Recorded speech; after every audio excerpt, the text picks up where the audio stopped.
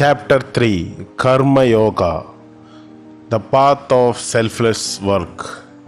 In this chapter, Arjuna asks Lord Sri Krishna why he has telling him to wage a war, even though he has previously said, knowledge is greater than action.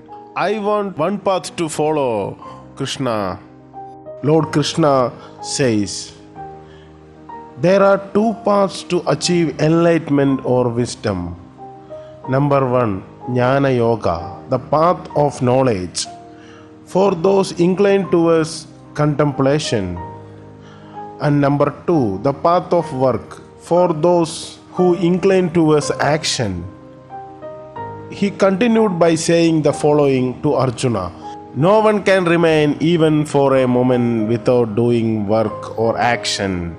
One who appear to be inactive and doing no action, and also appear to be calm, but his mind is always in turmoil, who is constantly thinking about and enjoying this very object of the senses in his mind. Such a person is deluded and he is a hypocrite. The wise person who is restraining his senses by his mind and only engages the selfless action without any attachment to the result of that work.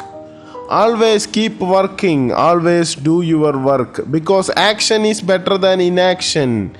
Even your basic body functions cannot be maintained without action.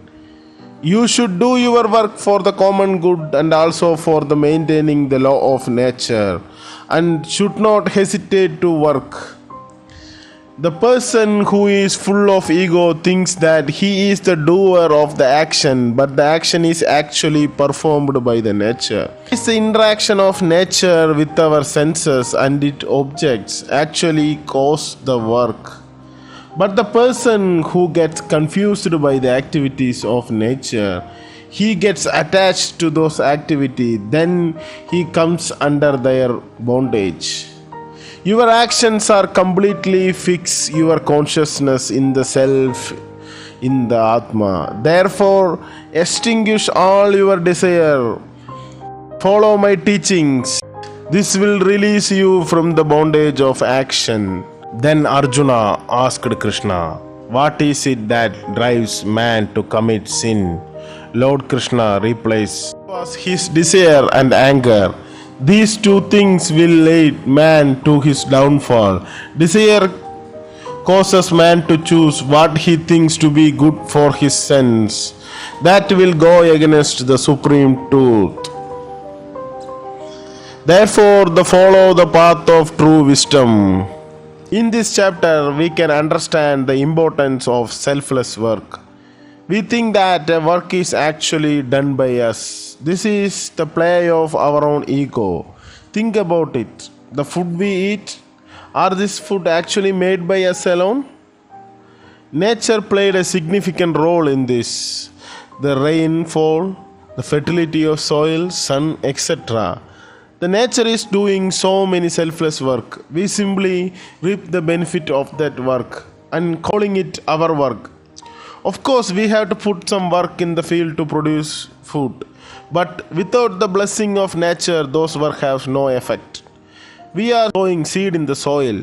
It is the interaction between earth and the seed cause it to grow, not by our work. It's the nature intelligence under work.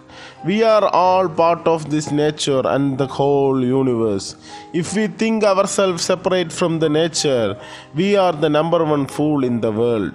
So take this pledge. Like the rain, like the river, like the sun, do our part of work well, without any attachment to the result. When good comes, it's good for us.